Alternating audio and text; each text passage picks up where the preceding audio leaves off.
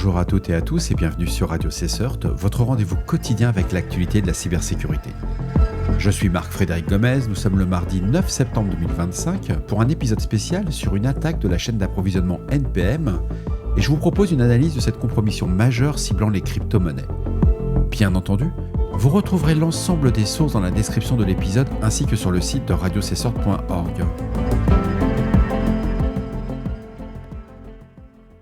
Le 8 septembre 2025, hier, j'ai observé l'une des attaques de chaînes d'approvisionnement les plus significatives de ces dernières années sur l'écosystème NPM.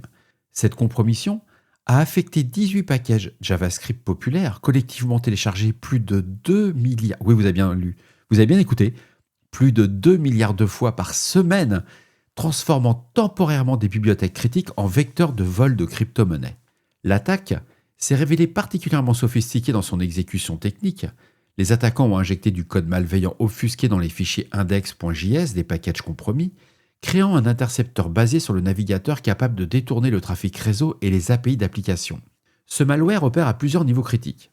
Il commence par injecter des hooks dans les fonctions JavaScript essentielles, telles que fetch, XML, HTTP request, et les interfaces de portefeuille cryptocurrency comme windows.ethereum. Cette approche multicouche lui permet d'intercepter à la fois les communications web standards et les interactions spécifiques aux crypto-monnaies.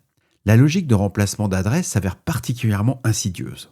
Le code malveillant surveille les réponses réseau et les charges utiles de transactions à la recherche d'identifiants ressemblant à des adresses de portefeuille, reconnaissant plusieurs formats à travers Ethereum, Bitcoin, Solana, Tron, Littlecoin et Bitcoin Cash. Une fois détectées, ces adresses légitimes sont remplacées par des adresses contrôlées par l'attaquant en utilisant une logique de correspondance de chaîne qui sélectionne les adresses de remplacement similaires pour réduire les soupçons. Mais l'attaque a commencé par une campagne de phishing ciblant Josh Junon, mainteneur de packages compromis. Les attaquants ont envoyé un email depuis support@npmjs.help, un domaine enregistré seulement 3 jours avant l'attaque.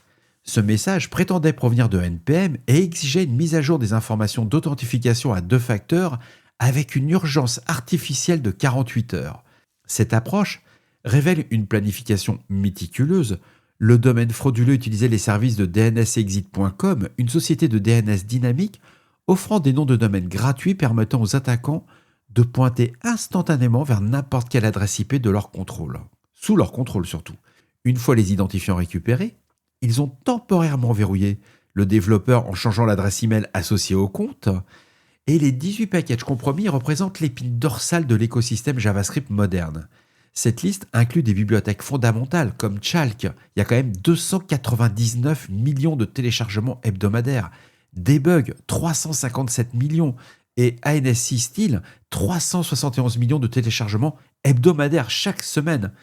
Ces packages sont souvent des dépendances transitives, ce qui signifie qu'ils sont intégrés dans d'innombrables projets sans que les développeurs ne les installent directement.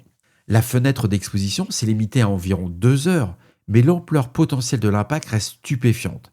Ces bibliothèques alimentent des sites web, des applications mobiles et des outils de développement à travers le globe, créant un point de défaillance unique capable d'affecter des millions d'utilisateurs simultanément. Alors, cette attaque, ce qu'elle démontre, c'est plusieurs vulnérabilités critiques dans notre infrastructure numérique actuelle. Premièrement, elle relève la fragilité de l'écosystème open source, où des packages critiques dépendent souvent de travail bénévole d'individus isolés, et la compromission d'un seul compte d'un développeur peut potentiellement affecter des milliards d'utilisateurs finaux. Deuxièmement, cette attaque souligne les limites des méthodes d'authentification actuelles. Malgré l'utilisation de l'authentification à 2 facteurs, le développeur ciblé est tombé dans un piège de phishing relativement basique sur le fond, suggérant que les mécanismes de protection actuels sont insuffisants pour des infrastructures critiques. Et enfin, c'est la rapidité avec laquelle le malware s'est propagé à travers l'écosystème NPM, qui démontre le besoin urgent de mécanismes d'attestation plus robustes pour les packages largement utilisés. Alors j'ai regardé un peu au niveau des recommandations qu'on pourrait mettre en place, et pour des équipes CERT et SOC, je vous propose une surveillance accrue des mises à jour des dépendances, particulièrement pour les packages avec des millions de téléchargements hebdomadaires. L'implémentation d'outils de scanning automatisés pour détecter les modifications suspectes dans les dépendances critiques devient réellement une nécessité opérationnelle. Pour les CISO, cette attaque justifie l'investissement dans des solutions de sécurité de chaîne d'approvisionnement logiciel. L'analyse des dépendances ne peut plus être considérée comme optionnelle dans les environnements de production critiques. Et les développeurs, ils doivent quand même adopter des pratiques de verrouillage de version plus strictes.